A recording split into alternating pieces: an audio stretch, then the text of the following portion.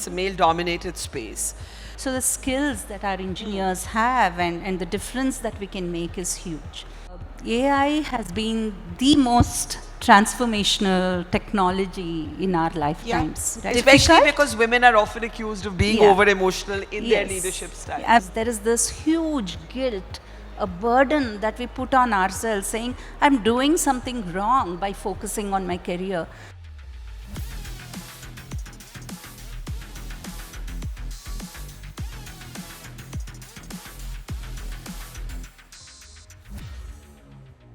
Thanks, ma'am, for being here. I think a lot of you as leaders, your positions on issues, your forecasts for the industry are well known. What is not as well known is your own personal journey. True. So let's take you back to 2 decades ago or more.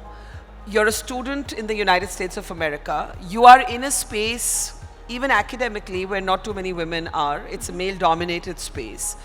Let's talk about how tough it was then. Today we take a lot of things for granted as women, but 2 decades ago, 20 years ago, it was a very different scene. Right. What was that like? First, before you even got into the industry, just to pick up the subjects that you did, how many guys were in your class and how many girls?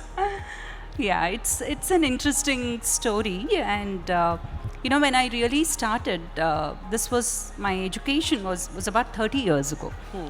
So for me, science and math were pretty much the only subjects I was drawn to. Yeah. So the choice was pretty natural, and of course my family was extremely encouraging. I mean, study what you want, study how much ever you want. So it was natural for me to pick science, but honestly, after my 12th, it was engineering or medical, and of course the stereotypes kicked in. You're a woman, so you're better suited to become a doctor. But my passion was really about engineering, mainly because I related engineering to problem solving. So, and of course I was inspired by a couple of my extended family members who were amazing engineers, and I felt, that's what I want to do.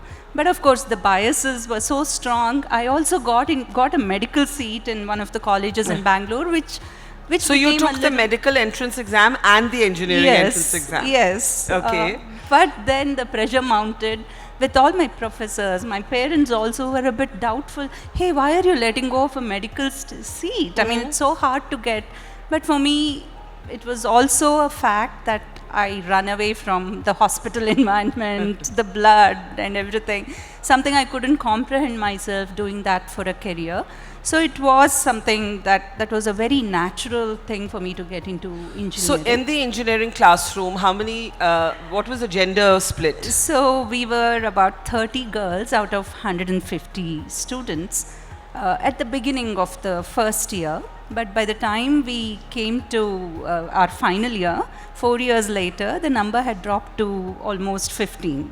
So by the end of it, there were only 15 girls left in that batch of 100 plus. Correct. Many of them had dropped out, or some of them had even gotten married and then quit. So it was about 10% that graduated. What was the biggest obstacle? Was it the obstacle in your mind? Was it external or internal? I think the biases were very strong at that point. I mean, they felt women couldn't survive in engineering and have a career. It would take a lot more, because you have to push yourself, break down those barriers at every point. And that's what happened to me as well. And post my engineering, I went on to, I of course got married, because that was also a condition my parents had. You can study further, do what you want, but you can't go alone, right? Of course. So I got married. So again, going to US, there again, in spite of all the progress the country has made, very few women in electrical engineering, the field that I chose to get my master's in. And most of them were actually Asian women. We had very few, but most of them were Asian. So again, those barriers. But when you talk about inclusion or diversity, it's a concept that I was not even aware introduced of. Or it was aware not called of. that. There was nothing that got done. I remember walking into AMD campus the first day, And there were no women in my team. I mean, I was the only woman. No matter what level I reached, I remained a single woman. And maybe, of course, HR, finance, and admins, we had women in the team, but engineering, it was a very, very low percentage. And honestly speaking, I didn't think much about it because it was not a big deal. I made friends, I became one with, I mean, I just Yeah. continued to focus on my job. So even though you you were in predominantly male teams, it's not something that you spent a lot of time thinking about. Correct. I did not think it was a big deal. It was an acceptance that just came to me. But I did have challenges. Yeah. You know, in team meetings, I struggled to find my voice. In what right? way? In what way? Like, there would be a lot of men, very vocal, very, strong, Aggressive. voiced, aggressive. Yeah. And there were meetings initially when I would try to make a comment, and it was only trying that happened, right? Yeah. And then I said, this is not going to work. I Yeah. need to do something, find my own solutions. So I started pre-wiring. Hey, I have a thought and I need to express this in my meeting. And so if I can get 5 minutes to talk, or I'd keep my hand raised, saying someone will notice me and give me an opportunity. So the important part is I did not give up. I did not say this is how it's done. It's okay for me to not express myself. But I found solutions in my own way. When you were choosing this line, electrical engineering, and as you said, by the end of your batch, there were 10% women left. Did you see it as an act of rebellion, or you just saw it as an act of passion? I think it was more passion. Yeah. That's how, without the passion, I don't think, at least the way I'm built, passion is a requirement for me. That can sustain your interest, that can help you take on challenges and work through those. So passion is hugely important. Yeah. So before we come into how much has changed and how much hasn't changed, what makes somebody like you come back from the US to India? For some reason or the other, I had a very strong sense of belonging to India. Even before I got married, I always felt India is my place. It's my country, I want to be. Yeah. And you won't believe it, mine was an arranged marriage. And the first time my husband was already in the US doing his master's. And the only question I remember asking him was, are you sure you want to come back to India? It's okay to stay there for a few years, but eventually I don't want to live in a foreign country.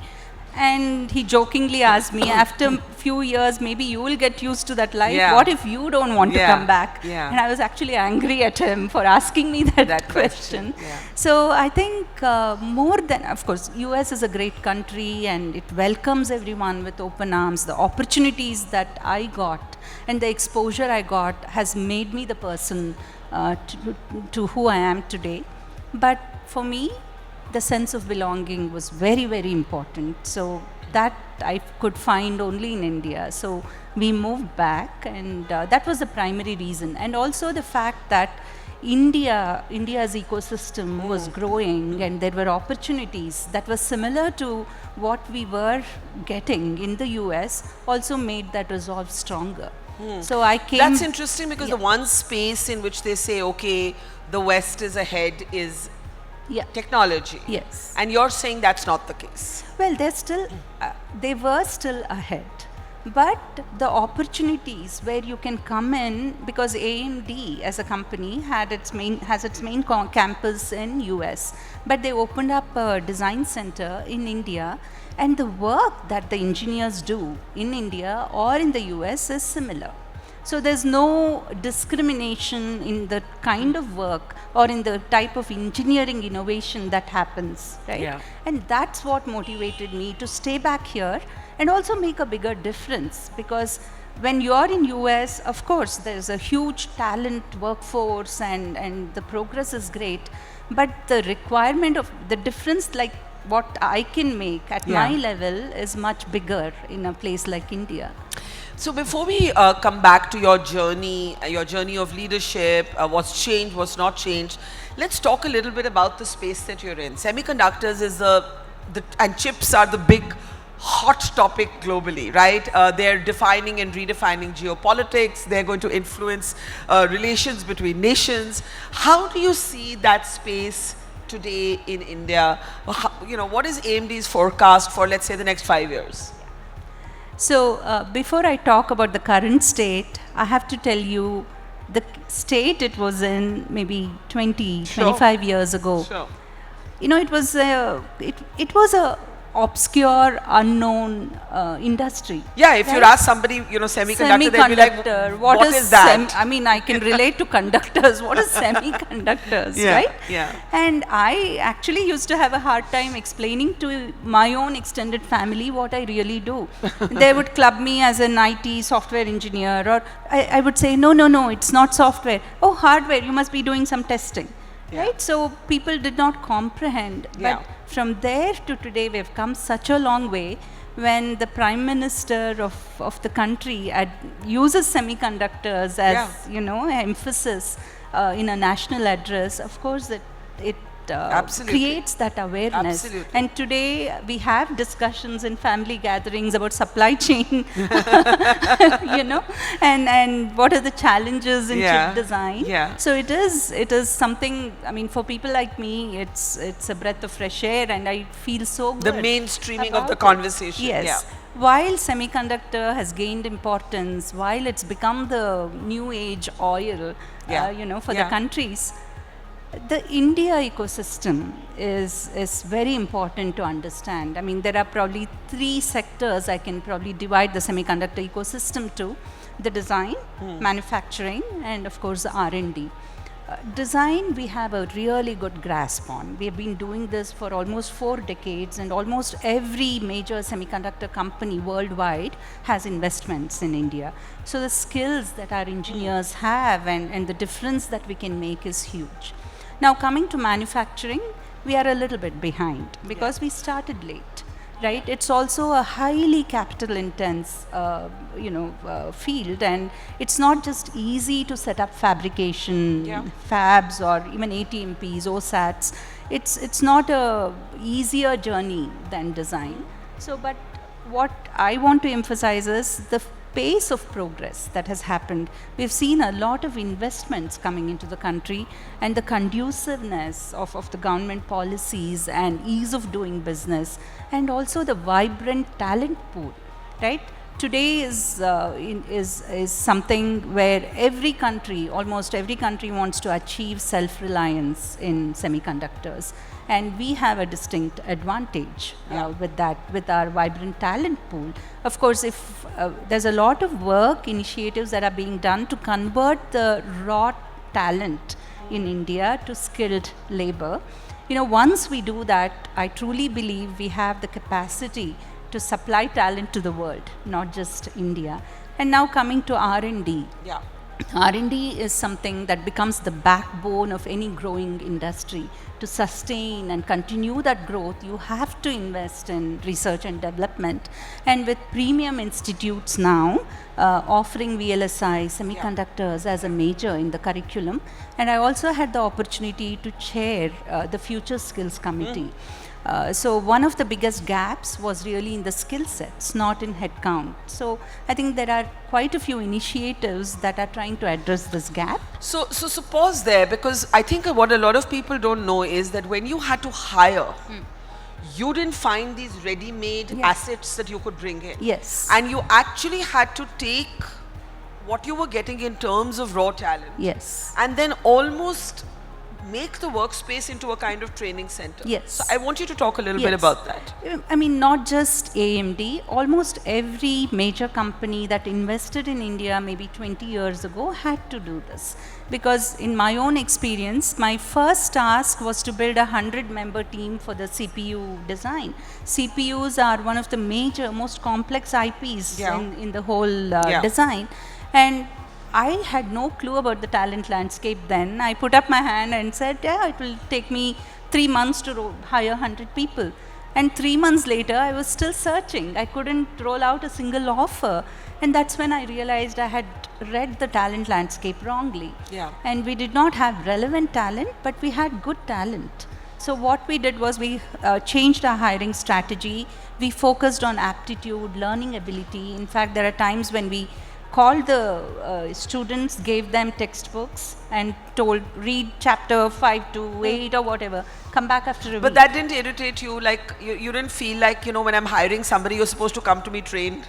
No, it was a challenge I accepted. That was the only way you could have made a difference for India and made AMD India successful. So that was the goal. So anything, whatever it takes to get that done.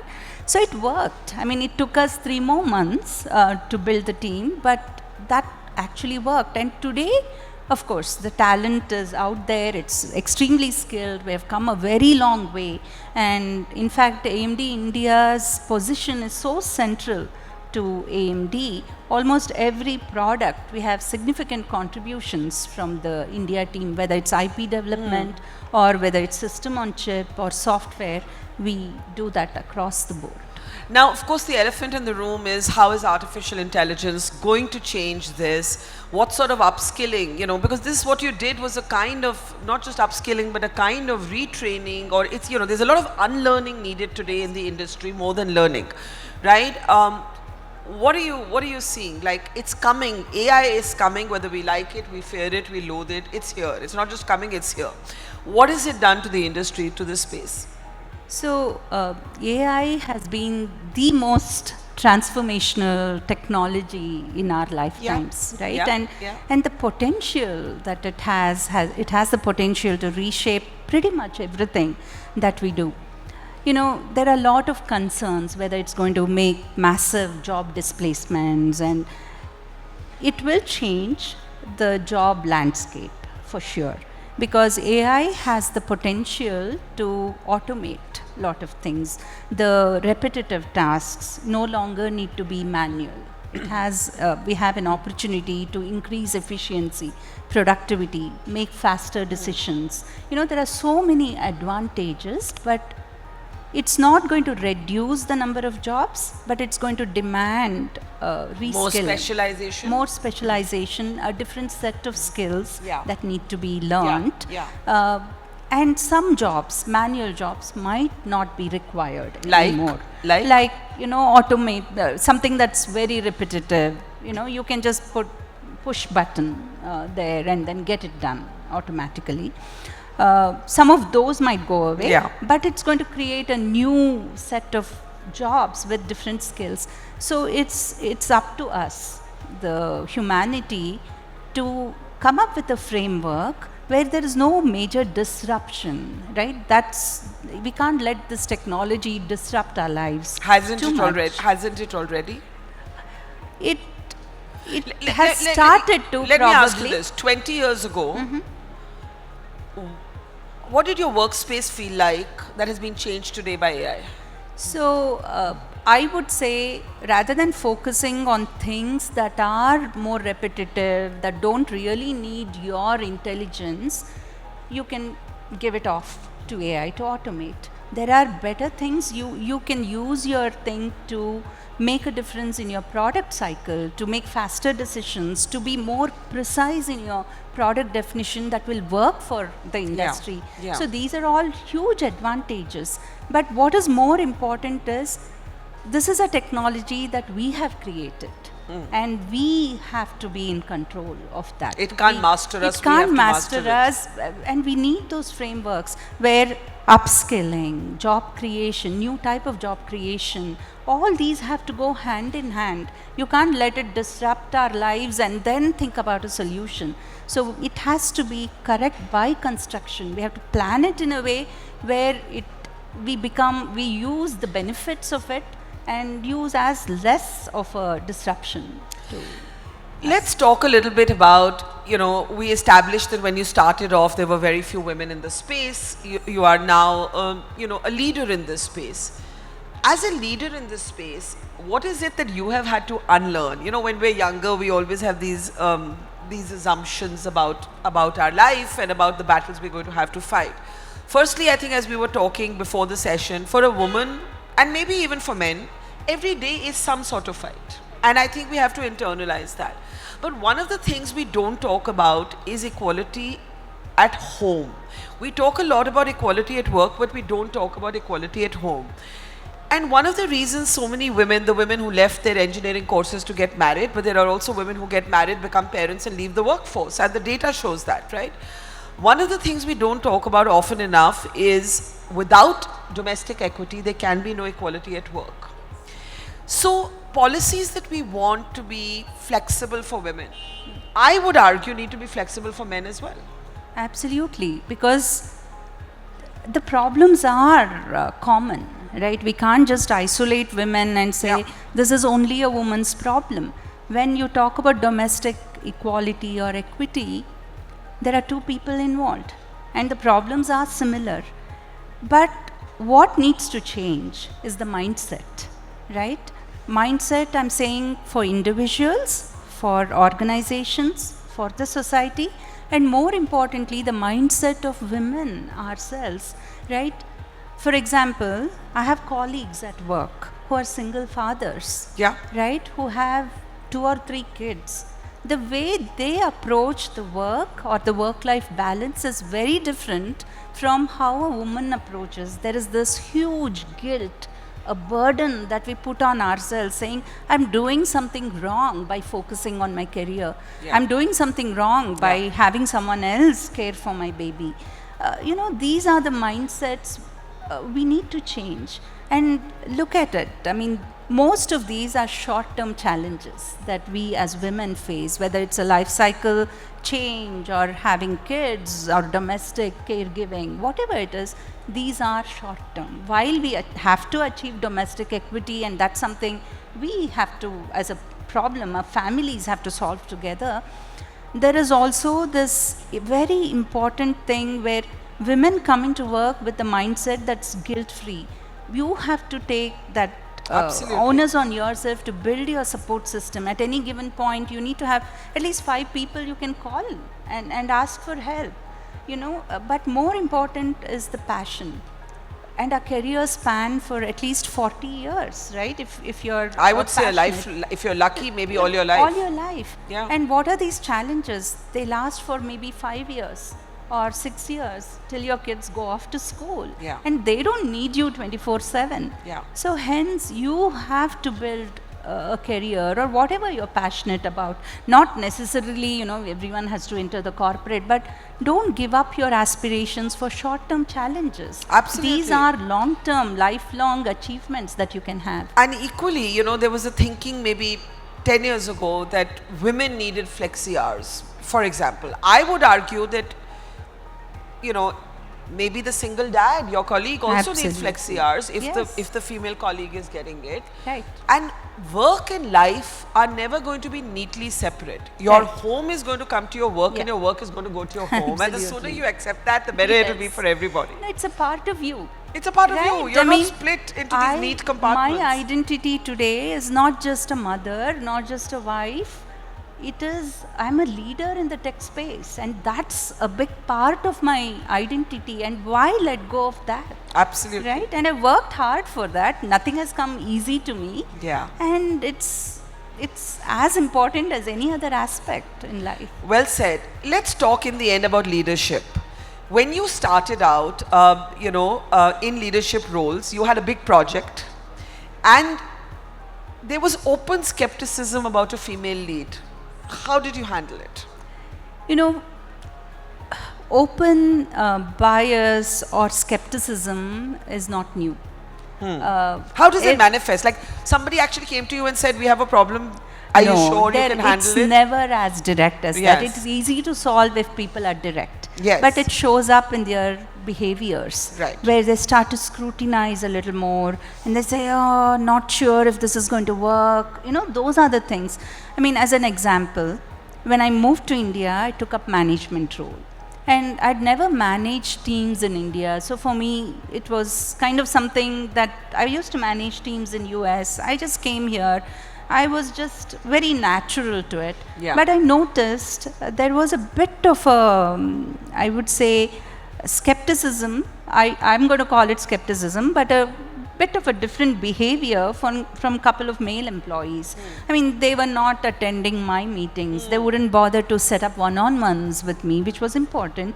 And I saw them talking to many other men, as leaders about a lot of things, but they were never opening up to me. And then for me, I noticed it, but I didn't do anything special. I went about doing my own, how I treat everyone in the team. Yeah. I started engaging with them, giving them their goals, doing reviews. And in the annual review came out some confessions. Because there was a person who had not written everything that he had accomplished. And I said, hey, you have left out these things. And he just started looking at me and said, no manager until now has told me, has remembered everything that I've done and have given me a feedback like this. Yeah. And thank you. Yeah. And I'm sorry. I was one of the biased persons. I was worried. He actually admitted He that. admitted, and I applaud him for that. He said, yeah. I come from a background where I'm not used to working for a woman. So I was worried I would be ridiculed. I was worried what to expect from a woman leader. Yeah. Right? So what helped was being myself, using my strengths and not mimicking someone artificially. I mean, that's something I strongly believe. That don't be somebody else's idea of leadership. Absolutely. You have your strengths, you have your weaknesses. It's okay to be different. So you had this big project and the client expressed a skepticism Yes. about you leading it. So what Yes. happens next? So there again, they didn't express it directly with me. Yeah. Maybe the results would have been different if they had, Yeah. because I would have become overly conscious and done something artificial. This was something they expressed to the executives at AMD. Yeah. And luckily for me, they didn't come back and make changes, or they said, no, just watch, she's going to deliver. And that's exactly what happened. I mean, there was skepticism. It was a very difficult, challenging project. But for me, it was extremely, it was refreshing for me to take on those challenges and get it done. Right? I would attend 4 a.m. meetings, talk to them, and 100% transparency. I said, I'm going to give you back every hour of the schedule I can save, but I don't want to give you a bad quality product. Right? And At some point when this was happening, you went and consulted your immediate supervisor Yes. or your boss, and he said something to you, and you said that became a kind of philosophy for Yes. life. He said, use data, not emotion. Absolutely. Is it always possible to use data and not emotion? It's Especially difficult. because women are often accused of being Yeah. over emotional in their Yes. leadership style. Absolutely. I found it hard initially because I felt I was put through extra scrutiny, and I was pretty upset initially. I said, why do I'm as effective as anyone else? Why am I being put through this extra scrutiny? So it was an emotional kind of outburst, not in front of the customer, Yeah. but in front of my boss, and that advice really helped. So If you're feeling very emotional about something, and anybody can, man or woman, do you count to 100? What do you do? Yes, I Do you not Actually hit don't send react. on an impetuous email? I mean, I say this as a very reactive person. I'm in a very different field where sometimes you have to react very quickly. Correct. But literally every decision I have made in that reactiveness has been the wrong one. absolutely. So talk about what happens when you're feeling reactive. Yes. So that's something, sometimes I've learned a few things the hard way as well. Yeah. And I am by nature a pretty soft-spoken, Yeah. patient person, and I like to be that way all the time. But not every situation allows you to do that. And when you are facing aggressive schedules, customer scrutiny, and you have a team of thousands of engineers who can run every other way, you have to hold them together. You have to be demanding accountability, right? And that requires courage and guts. So something that I try to, situational management or leadership is what I try to adapt to. Yeah. I look at the situation and say, I have to do this. It's a conscious effort though, that I have to do it. And many times it doesn't come naturally. I have to say, okay, I need to Yeah. give this message to the team. And with emotional outbursts, I don't think I have had many, but the few I've had have taught me a lot. So when I'm upset, I don't write emails. I don't call for meetings. I do something to calm myself down, compose myself, and you need to be stern, not boisterous or loud, right? To pass the message, and that's the policy. Let me end by asking you, when we hear this phrase, women in technology, each one of you who will speak on this stage today have had extraordinary individual journeys. But how do we make the words mentorship, leadership, more than just words? Now that you have reached this place of comfort, this place of confidence, this place of not having to prove yourself over and over again, what is this? How do you enable this space for other women? How does your organization enable this space for other women? No, there's a lot of work and effort that has gone into the space, but lot more to be done, right? And role modeling is something that's so important. I remember this 30 years ago when I started my career.